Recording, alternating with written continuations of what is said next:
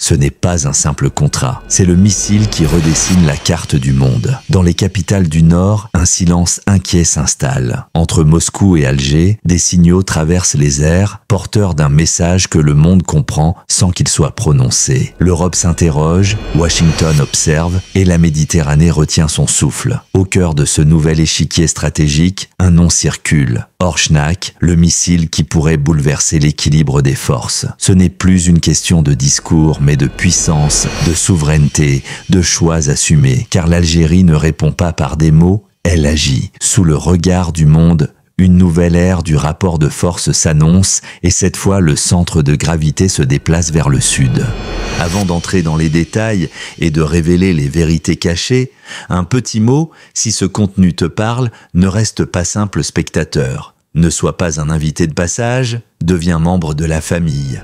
Abonne-toi dès maintenant et active la cloche pour ne rien manquer des prochains épisodes, car la suite sera encore plus profonde, de plus explosive, et pourrait changer ta vision de ce qui se joue en coulisses. Bonjour et bienvenue pour cette nouvelle analyse. Au cœur de l'actualité géopolitique en ce moment, il y a une déclaration russe qui fait beaucoup de bruit. Ah oui. Moscou se dirait prêt à livrer des systèmes de missiles modernes à certains de ses alliés sous pression.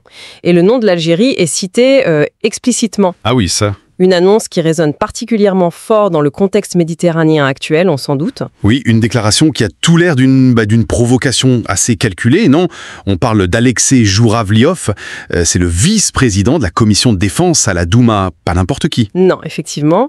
Et il évoque cette possibilité donc de fournir des armements très avancés. Il cite le Venezuela, déjà bien équipé par Moscou, on le sait, et donc l'Algérie. C'est ça. Comme potentiel bénéficiaire face à ce qu'il appelle les pressions occidentales, américaines surtout. Alors la question c'est, est-ce que c'est juste pour souffler sur les braises ou est-ce qu'il y a une intention réelle derrière ? Ouais, c'est toute la question justement.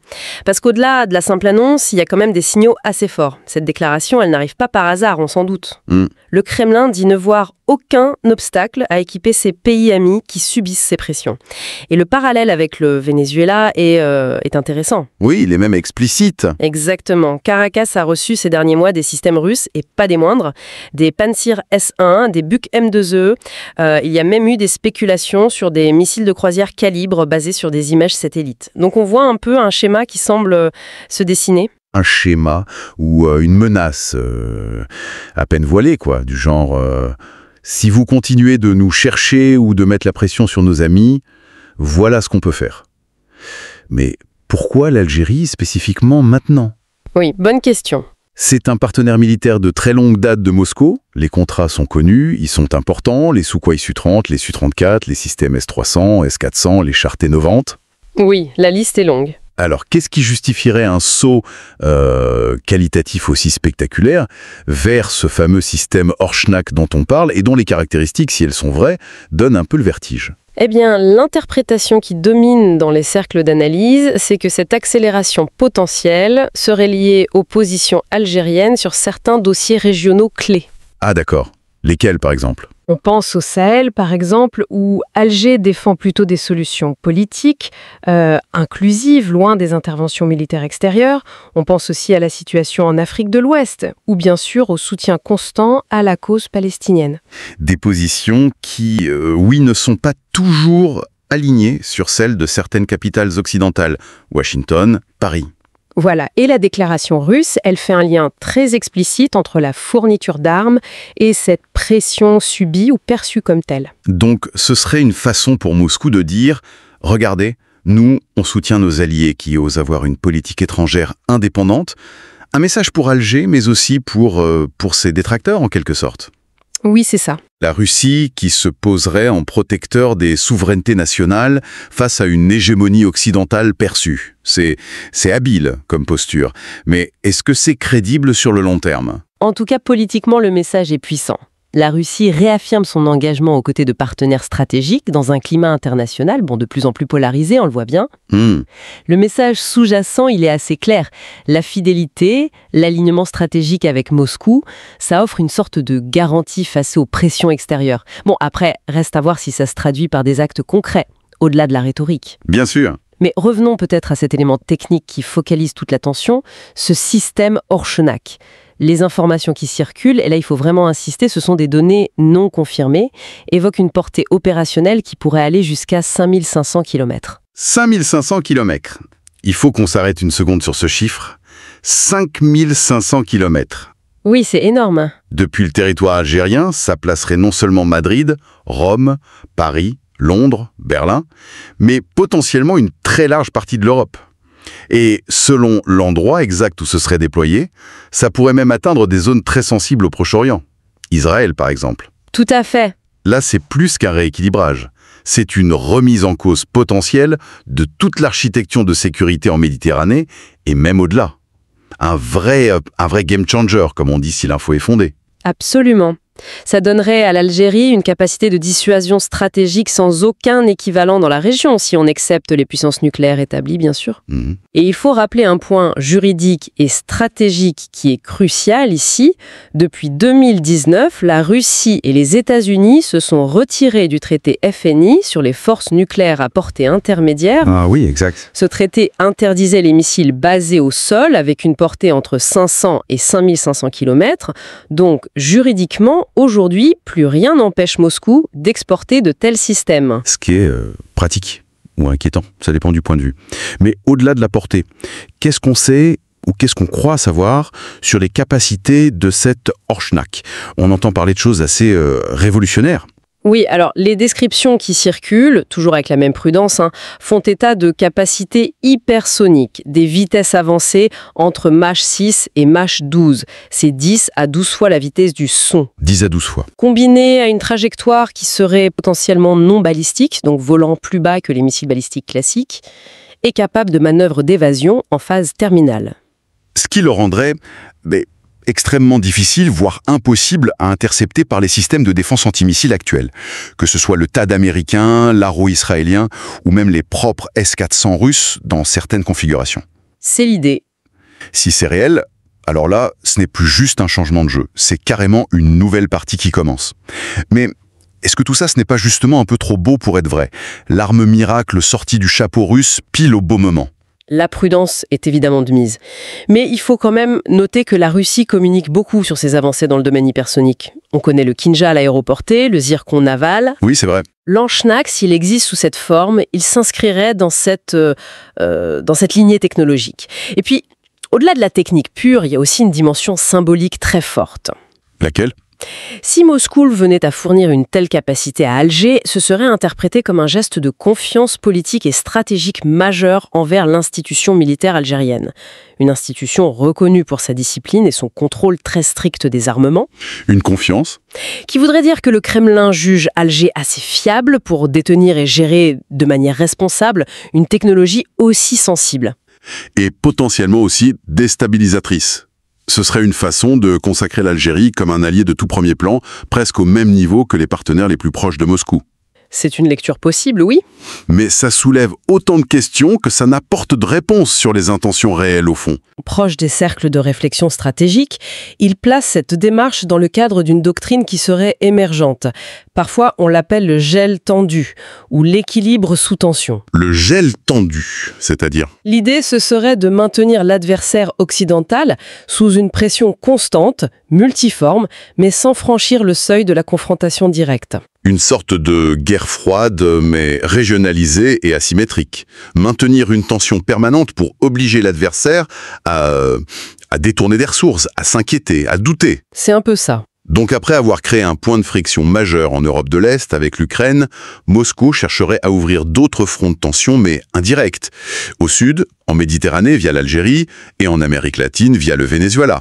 Une stratégie pour étirer les capacités et la tension de l'OTAN, en somme. C'est une interprétation tout à fait plausible de la logique stratégique russe actuelle, oui. Répondre à la pression qu'ils perçoivent sur leurs propres frontières, en créant des dilemmes de sécurité pour l'Occident ailleurs dans le monde. Forcer l'adversaire à disperser ses moyens, son attention stratégique. D'accord. Et face à ce scénario, comment réagissent les capitales occidentales? On imagine une certaine fébrilité. Le mot est faible. L'inquiétude est palpable, oui. Des rapports de think tanks américains assez influents parlent ouvertement de la nécessité de contenir diplomatiquement l'Algérie, d'éviter que ce partenariat renforcé avec Moscou ne devienne une alliance militaire trop intégrée qui modifierait durablement les équilibres en Méditerranée occidentale et en Afrique du Nord. Et en France ? En France, la réaction est également très vive. Dans certains médias, certains cercles politiques, on agite le spectre d'une dangereuse course aux armements. Et puis transparaît aussi sans doute une crainte de voir l'influence historique française dans la région continuer de décliner face à de nouveaux acteurs. Et la position algérienne dans tout ça, comment Alger perçoit et communique sur ce rapprochement qui pourrait se renforcer avec Moscou ? Alors, la ligne officielle algérienne, elle, reste constante et assez ferme. C'est la souveraineté absolue des décisions en matière de défense nationale. D'accord. La coopération avec la Russie est présentée comme un partenariat stratégique, historique, entre d'États souverains basés sur des intérêts mutuels et non pas sur une logique d'allégeance ou de bloc. Et l'argument principal, c'est la dissuasion, j'imagine ? Exactement. L'argument mis en avant, c'est celui de la dissuasion. Face à un environnement régional jugé instable, face à des menaces potentielles, l'acquisition de capacités de défense avancées est vue comme un droit légitime, une nécessité pour garantir la sécurité et l'intégrité territoriale du pays. Le discours classique de la dissuasion, du droit à l'autodéfense, mais où est la frontière, qui est souvent très ténue, entre une posture défensive légitime et une accumulation d'armement qui, par sa nature même, est perçue comme offensive ou déstabilisatrice par les voisins, par les autres acteurs régionaux ? C'est l'éternel dilemme. Oui, c'est l'éternel dilemme du prisonnier appliqué aux relations internationaux, quoi. Chacun pense renforcer sa propre sécurité, mais au final, c'est l'insécurité globale qui augmente. Si on revient juste une seconde aux capacités techniques prêtées à leur Schnack, cette combinaison vitesse hypersonique, vol à basse altitude, manœuvrabilité, ça le placerait en théorie hors de portée des systèmes de défense actuels. Oui. Ça représente une rupture technologique potentielle qui redéfinirait les calculs stratégiques militaires bien au-delà de la seule Méditerranée. Une rupture qui, si elle se confirmait, donnerait à celui qui la détient une capacité de frappe quasi imparable, capable de tenir en respect des adversaires technologiquement très avancés. On comprend mieux pourquoi la simple évocation de ce nom suscite autant de remous. Oui, c'est clair. Mais est-ce qu'il faut y voir juste une manœuvre d'intimidation russe de plus, ou est-ce que c'est le signe avant-coureur d'une prolifération réelle de ces technologies ? Difficile de trancher ton lance-temps, hein. Mais il faut quand même replacer cette annonce dans le contexte plus large de la politique étrangère de Vladimir Poutine. Il semble déterminé à remodeler l'ordre mondial post-guerre froide, contester l'unipolarité américaine, renforcer les liens avec les puissances émergentes, avec les pays du Sud global qui cherchent à affirmer leur autonomie stratégique. Et dans cette optique ? Dans cette optique, fournir des capacités militaires de pointe à des partenaires clés, comme l'Algérie ou le Venezuela, ça prend tout son sens. Des partenaires clés qui deviendraient alors des sortes de pions sur l'échiquier mondial russe.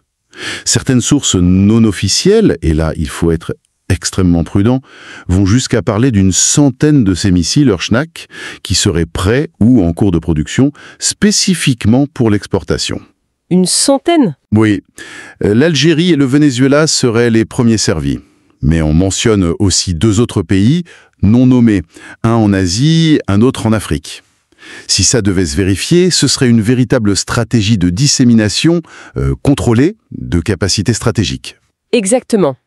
Et dans ce schéma, l'Algérie, de par sa position géographique, carrefour Europe, Afrique, Moyen-Orient, son poids démographique, économique, sa stabilité relative dans une région assez tourmentée et ses capacités militaires déjà respectables, oui, elle pourrait effectivement devenir, comme le suggèrent certains analystes, une pierre angulaire de ce nouvel ordre multipolaire que Moscou cherche à promouvoir. Un pivot capable d'influencer les dynamiques régionales sur plusieurs continents. Une pierre angulaire. L'expression est forte.